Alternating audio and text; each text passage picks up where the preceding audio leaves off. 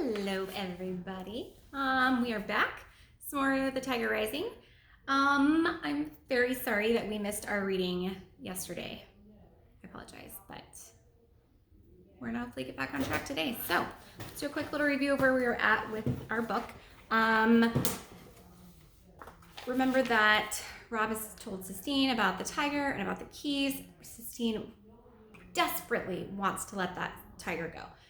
Rob, on the other hand, is not sure that that's a good idea. So Sistine in chapter 24 and 25, Sistine wants to find Willie Mae. She comes storming over at Rob. Where's Willie Mae? We need to talk to her. We need answers. And Rob's like, whoa, you can't talk about the tiger to Willie Mae because I'm not supposed to tell anybody about the tiger, so you can't talk about it to anybody.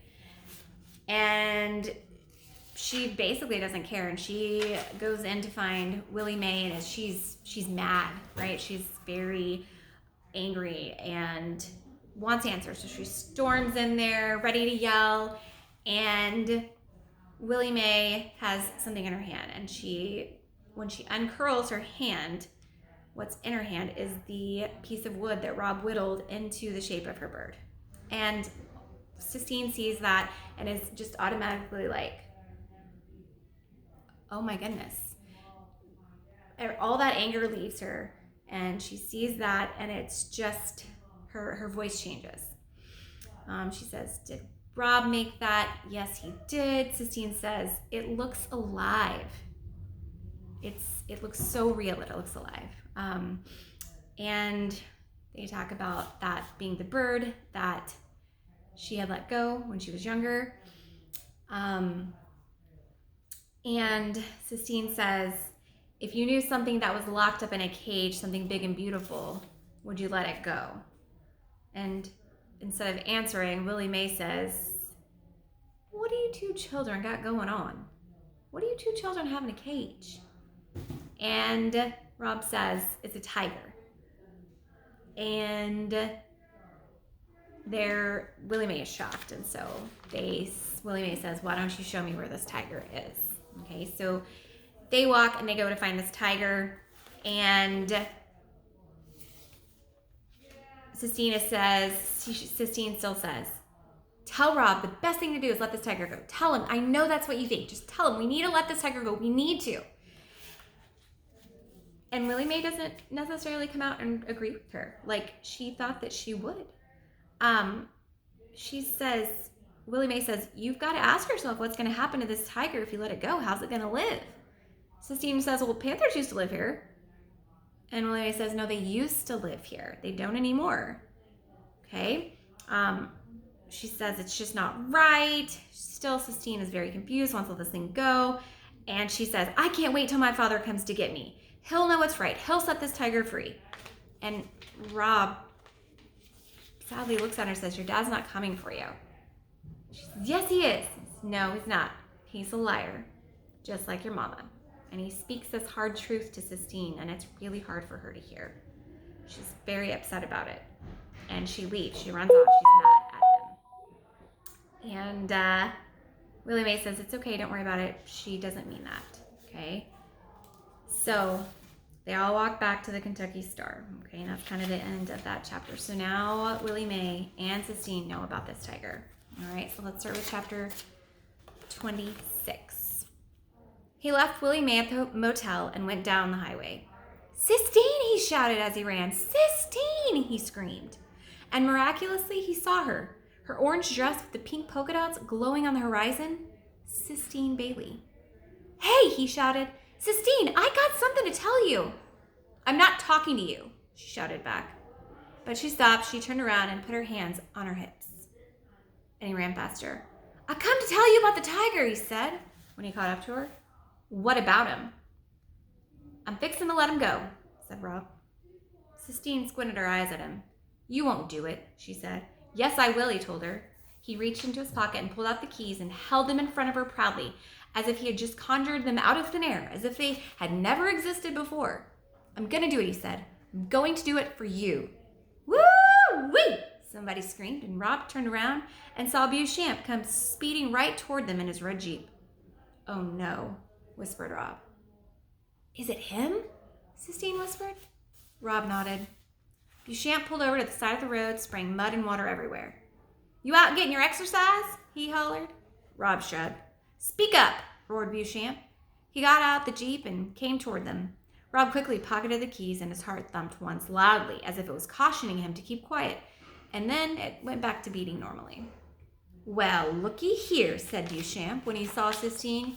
You out chasing girls, is that it? Man after my own heart. Is this your girlfriend? Beauchamp pounded Rob on the back. No, sir, said Rob, and he looked at Sistine. She was staring so hard at Beauchamp that Rob was afraid the man might just burst into flames.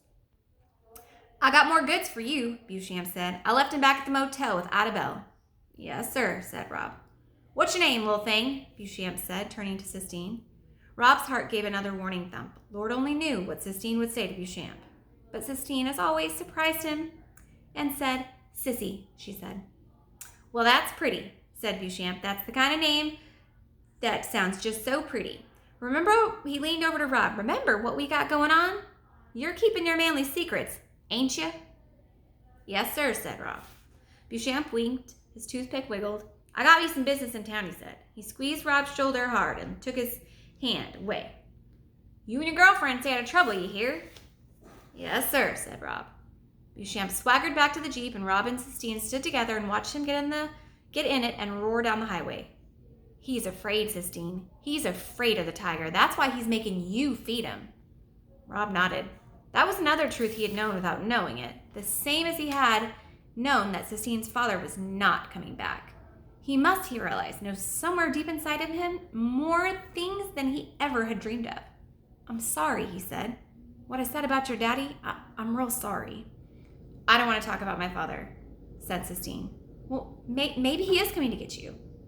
He's not coming to get me, Sistine tossed her head. And I don't care. It doesn't matter. What matters is that tiger. Let's go. Let's go set him free. Okay. Chapter 27. The first key slid into the first lock so smoothly that it made Rob dizzy with amazement. It was going to be easy to let this tiger go.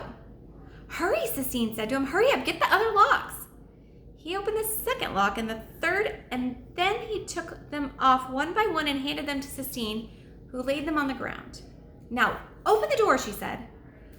Rob's heart pounded and fluttered in his chest, but what if he eats us, he asked. He won't, said Sistine. He'll leave us alone out of gratitude. We're his emancipators. Letting him go. Rob flung the door open. Get out of the way, he shouted, and they both jumped back from the door and waited, but the tiger ignored them. He continued to pace back and forth in the cage, oblivious to the open door. Go on, Rob said to him. You're free, Sistine whispered, but the tiger did not even look in the direction of the door. Sistine crept forward and grabbed hold of the cage, and she shook it. Get out, she screamed. Come on! Get out! Rob, help me get him out, she said. Rob grabbed hold of the fence and shook it. Get, he said. The tiger stopped pacing and turned to stare at them both, clinging like monkeys to the cage. Go on, Rob shouted, suddenly furious. He shook the cage harder, yelled, and he put his head back and he howled. And he saw that the sky above them was thick with clouds, and that made him even angrier. He yelled louder. He shouted at the dark sky. He shook the cage as hard as he could. Sistine put a hand on his arm. Shh, she said. He's leaving. Watch. As they stared, the tiger stepped with grace and delicacy out of the cage. He put his nose up and sniffed. He took one tiny step and then another. And he stopped and stood still. Sistine clapped her hands, and the tiger turned and looked back at them with his eyes boring into him. He ran so fast. It looked to Rob like he was flying. His muscles moved like a river. It was so hard to believe that a cage had ever contained him. It didn't seem possible. The tiger went leaping through the grass, moving farther and farther away from Rob and Sistine. He looked like the sun rising and setting again and again. And watching him go, Rob felt his own heart rising and falling, beating in time.